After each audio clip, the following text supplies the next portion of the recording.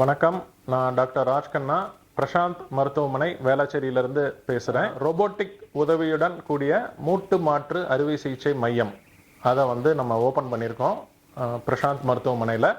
அதோட சிறப்பு அம்சங்களை பற்றி தான் நான் சொல்ல போகிறேன்.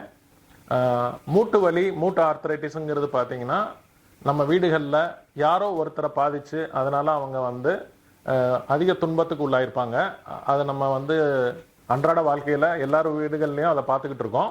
ஸோ அந்த மாதிரி மூட்டு தேஞ்சு அதுக்கு மற்ற சிகிச்சை முறைகள், அறுவை சிகிச்சை இல்லாமல் இருக்கிற சிகிச்சை முறைகள் பலன் கொடுக்கல அப்படிங்கிறப்ப ஒரு கட்டத்தில் நம்ம அறுவை சிகிச்சைங்கிறது தேவைப்படுது.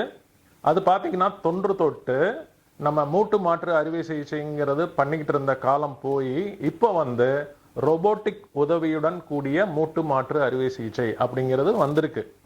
இப்போ நம்ம பிரசாந்த் மருத்துவமனையில் இதுக்காகவே பிரத்யேகமா வெல்லிஸ் அப்படிங்கிற ரோபோட்டிக் சிஸ்டம், இது நம்ம யூஎஸ்ல இருந்து imported system for the first time நம்ம சென்னை மாநகரத்தில் நம்ம பிரசாந்த் ஹாஸ்பிட்டல்ஸ் வேளாச்சேரியில் நம்ம இன்ட்ரடியூஸ் பண்ணியிருக்கோம்.